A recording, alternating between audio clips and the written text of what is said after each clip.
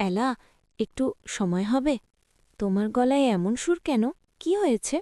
এটা আমার মায়ের। ছোটবেলায় শুনেছি মা বলতো আমার বৌমার হাতে এটা পরাব। আজ মনে হচ্ছে সেই মানুষটা তুমি। না গোরা, এটা সম্ভব না। এটা তোমার মায়ের স্মৃতি, আমি নিতে পারি না। স্মৃতি তো তখনই বেঁচে থাকে যখন তাকে ভালোবাসা দিয়ে আগলে রাখা হয়। আমার মন বলছে এটা তোমার কাছেই নিরাপদ। একটা কথা দাও, এই বিশ্বাস যেন কোনোদিন ভেঙে না যায়। এত দেরি করলে কেন?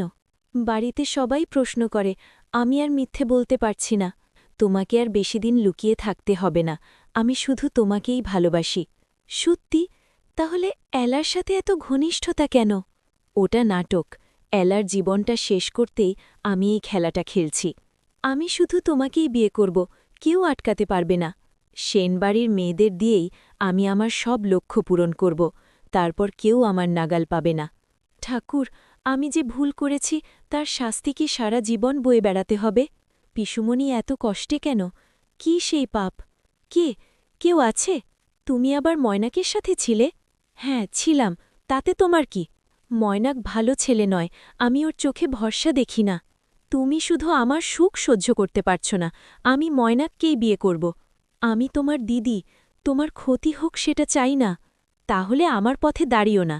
ওরা জমি দখল করতে এসেছে। থামুন, আমরা ভুল করে এখানে এসেছি।